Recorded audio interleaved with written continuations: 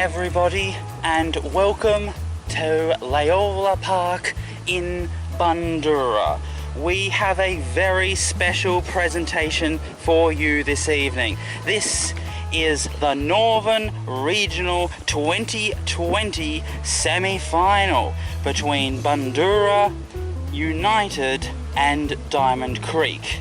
The two teams are playing here tonight, this evening, for a spot in the grand final next week. In fact, it is in 7 days' time that the grand final is in place. So one of these two teams will be going into the grand final. This is, of course, Channel 8, the local sports network, in association with our partners Bizz 99.9 FM. I am your host and lead commentator, Chukka Wilson, and later on in this evening we will be joined by Matthew Haydos Hayden. But until then, it is just me, Chukka Wilson, and I welcome you to this broadcast.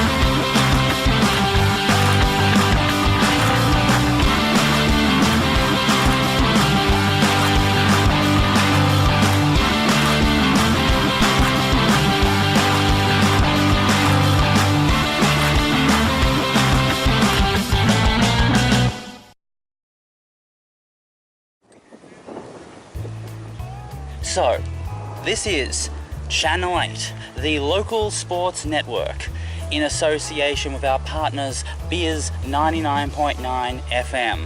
I am your host, lead commentator, and the managing producer of sports production in the Channel 8 corporation, Chukka Wilson. Thank you very much for joining us. So this is Bundoora versus Diamond Creek, the Northern Region T20 semi-final.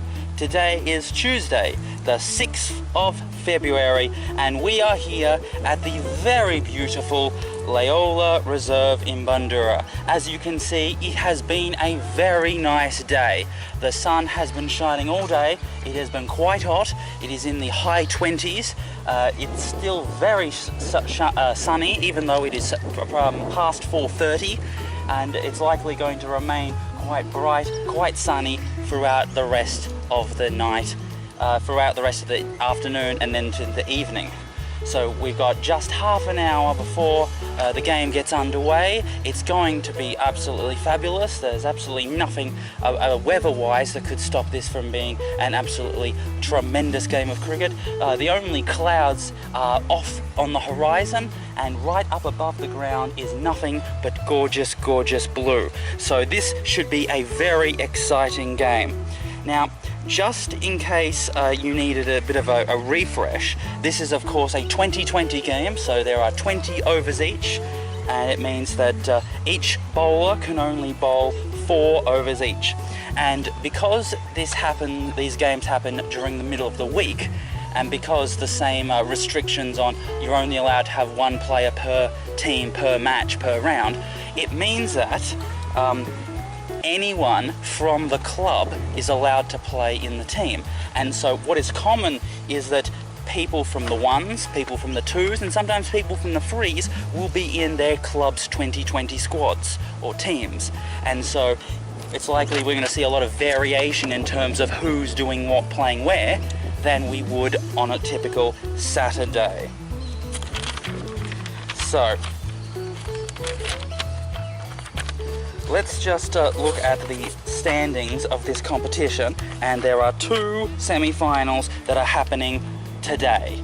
The first one is Laylaw Stars versus Riverside, and the other one is this game, Bundoora United versus Diamond Creek. So the winner of the Laylaw Stars Riverside game will play against the winner of this game for the grand final happening next week, which is February the 13th.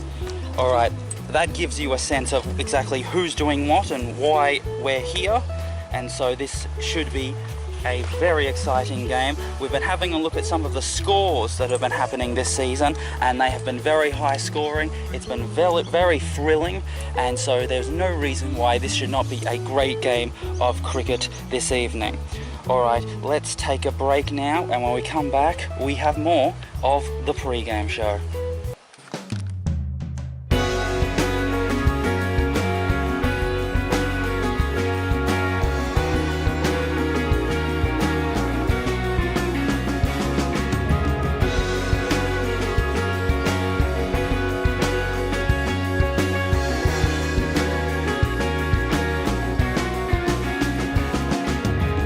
Many valleys, not enough mountains. Too many drains and not enough fountains. Cynicism's dark abysm, it swallows all the light that passes by.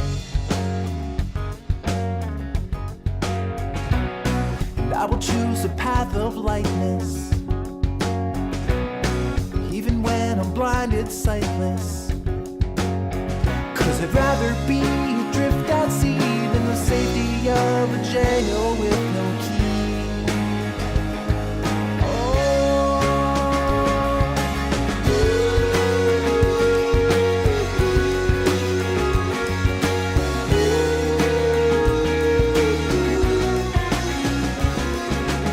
Too many words and not enough feeling.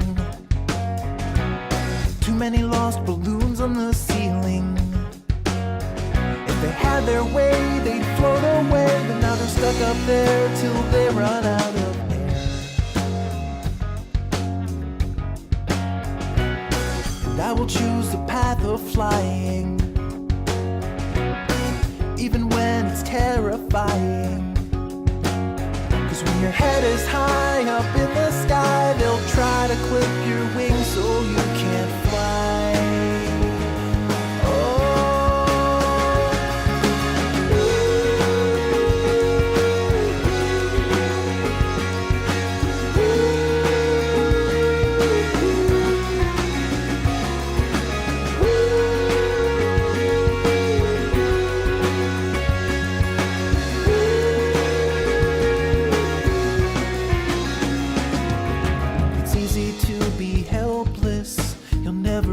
With 2 feet on the ground.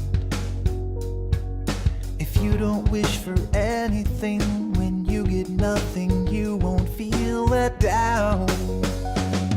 But I will choose to bear abuse and risk to lose it all. 'Cause I wanna feel alive. Too many valleys, not enough mountains. Too many drains and not enough fountains. Too many valleys, not enough mountains. Too many drains and not enough fountains. Alright, so now let's just take a look at what Diamond Creek have done in this competition so far. Now, obviously, with only 4 teams left in the competition, you obviously have to be good at doing something in order to make it there. So let's just have a look at what Diamond Creek has done in order to get into this position where they are just 1 win away from being in the grand final. So let's start with the round robin competitions. Now, in the round robin, you each get assigned a group of 3 teams. Everyone plays everyone once, and there's a bye involved. So there are, over the course of 3 rounds, everyone plays 2 games. So the group that Diamond Creek were in was with Riverside and Eltham. So round 1 involved Diamond Creek versus Eltham. At Eltham, Diamond Creek won the toss and elected to bat. Diamond Creek scored 5 for 144 with McLean 34, Campitelli 25, not out, McDonald 17, Smith 15, Benny 10, Devine 11, and Camboris 18 not out. For the Eltham bowlers, Wilson got 1, Hogg got 1, Turner got 1, Waldron got 1, and Crimes got 1. In response, Eltham did not go very well, ending up batting out their 20 overs for 9 for 95, Turner 20, and then double figure scores for Sanford, Sheehan and Waldron. For the Diamond Creek bowlers, Merchant got 2 for 15, Devine 2 for 15, and then 1s for Wells, McDonald and the Dirk. The second round was the bye, which involved Eltham playing Riverside, so Diamond Creek did not play in that round. And then in round 3, we had Diamond Creek versus Riverside. It was played at Coventry Oval at home for Diamond Creek. They won the toss and elected to field. So, Riverside batted first, 7 for 163 from their 20 overs. Villani got a half century, 54. Gibbs, 58. Johns also, and Knox also got double figure scores. For Diamond Creek bowlers, Campbell 3 for 19, Smith 2 for 4, and 1 for Benny. So, chasing a very large total. Diamond Creek tried but failed to reach it, ending up on 6 for 138, Benny 49, Campbell 28 not out, and Camboris 11 not out, and also double figure scores for McLean and Regenda. For the Riverside bowlers, Gedge 2 for 17, and then 1s for Knox, Gibbs, Dukenicius and Morgan. So that is the standings for what happened in the round robin, and as you can see, Diamond Creek won 1 game and lost the other. And so in the end, this is group 10. In the end, Diamond Creek got into second place with a 1-1 tally. Riverside were top of the tables with a 2-zip, and then Eltham were eliminated from the competition with a 0-2 count. So then we moved on to the finals. So, we start off with the elimination final. McLeod versus Diamond Creek at McLeod. Diamond Creek won the toss and elected to bat, ending up at 9 for 111. Smith 23, Campbell 22, and then Elzink, Benny and Hill also got double figure scores. For the McLeod bowlers, Fackle 2 for 14, Wise, T Wise 2 for 9, R Wise 2 for 17, and then 1s to Alavi, Kovac and Brandt. In response, to a small score, McLeod got bowled out for just 70, with the only double figure scores for Swanger and Korak. For the Diamond Creek bowlers, Campitelli 3 for 18, Campbell 2 for 13, and then 1s to Campbell, Adams and Smith. So they successfully made it through the elimination round, did the Diamond Creek, and then so they moved on to the semi-finals. And in the semi-finals, they played against Epping at the home ground of Epping, and we don't know what happened with the toss, but Diamond Creek batted first and ended up on 7 for 104, with Hill getting 52, and then double figure scores for Smith and McLean. For the Epping bowlers, Amos 3 for 20, Lever 2 for 19, and then 1 to McEwen.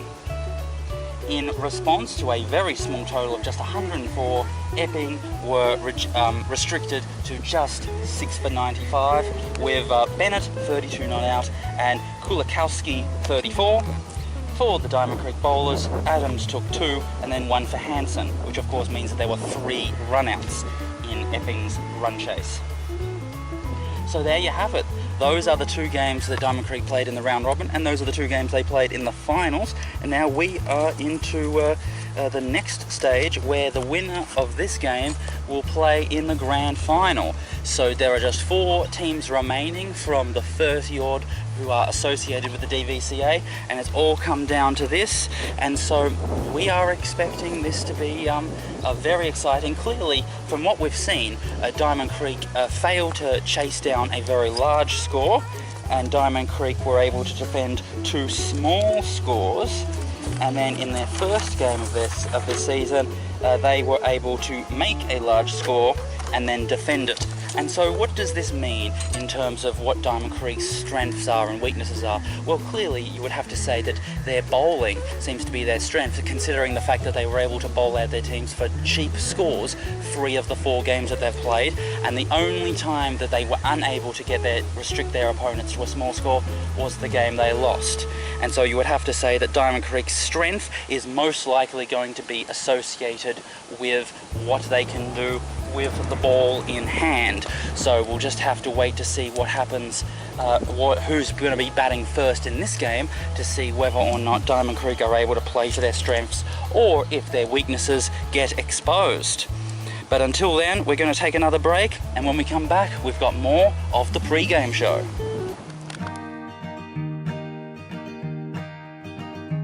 Was I drawn into your orbit, or were you drawn into mine? In any case, you've given me a new reason to shine. The circles we're revolving, spinning recklessly around, growing tighter by the hour, till the flash and then the sound, and for a moment 2 are one, glowing with the brilliance of the multiplying sun. But even stars will one day fall, and I won't shed a tear, 'cause for a time we had it all. In a darker time I floated like a lantern in the sky, alone until the moment that I saw you flying by. I don't know where you came from or the way the wind will blow.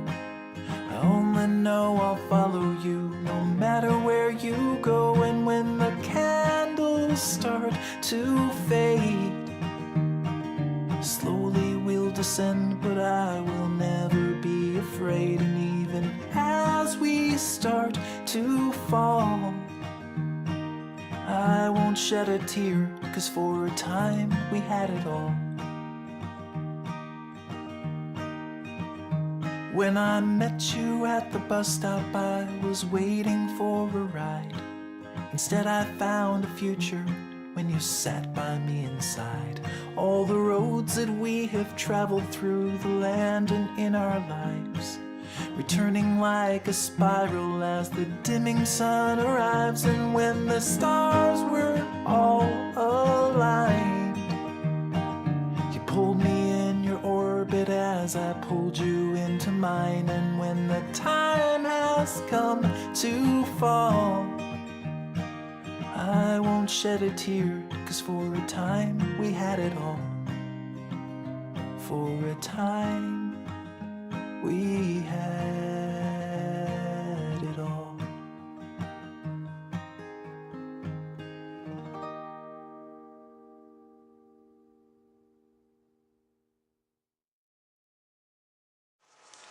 And at long last, back from his trip around Australia, commenting about all sorts of games, we have the man himself. We have Damien, Haydos. Hayden, welcome back, Haydos. Thanks, Chukka. It's been a long time. I know you've been urging me to catch up for a drink there, but we've finally found some time to get on this Tuesday afternoon. Fantastic conditions here at Loyola College.